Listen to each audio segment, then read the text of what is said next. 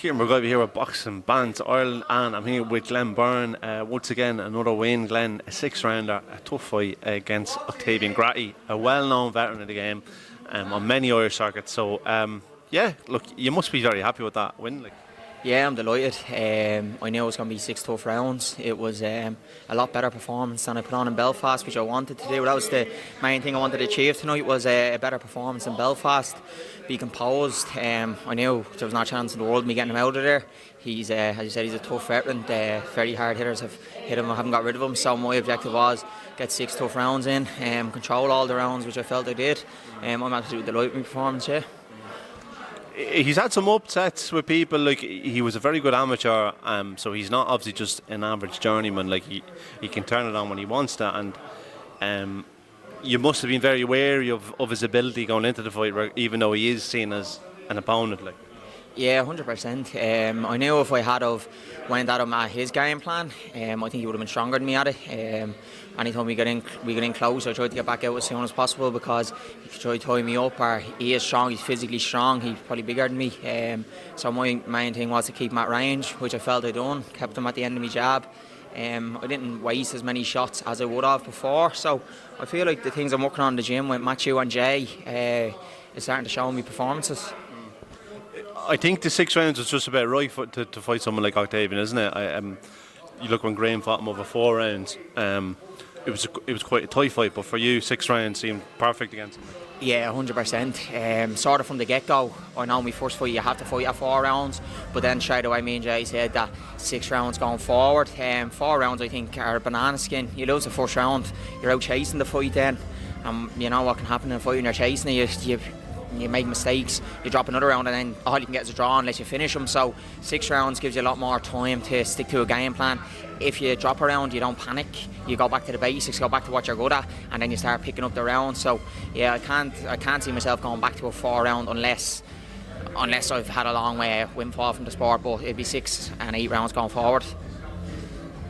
I was looking at your record there just when you were fighting, and so your first fight, Alan White, and then obviously the Brazilian, that second fight, Martin Shaw and Octavian Gratty. That's all since November. Like, I don't know many Irish people on the circuit now that would have those types of opponents, tough opponents this soon in the career. And it seems to have been scheduled in the right way with the right rounds. It's good Jay having Jay as your brother, but also probably not as good because he's not giving you any handy fights either. No, at the same, I find it good. I try and ask for the toughest tests, but nothing that's going to put me head over heels. Like something that is meaningful.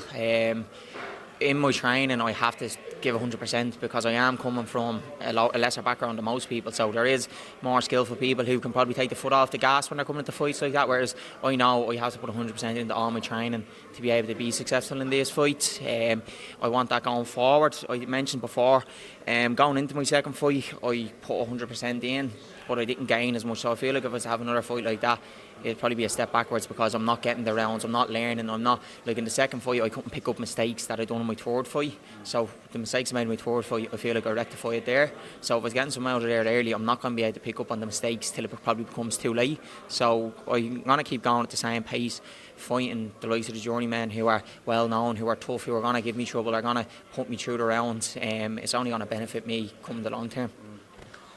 Because for you, like with your background in boxing, I know you boxed amateur a little bit, but you've been at it for so long, and Jay being your brother with the shows, like I think nearly every fight you've had, like I've been like, oh, this is a tough one for Glenn, like, you know, but you seem to just kind of take it in your stride, really, like. Yeah, I think that's down to the effort I put in training. I don't stop in training. I try put everything in. Between Jay and Matthew, they put as much time as I need into me. Young Matthew was excellent with me.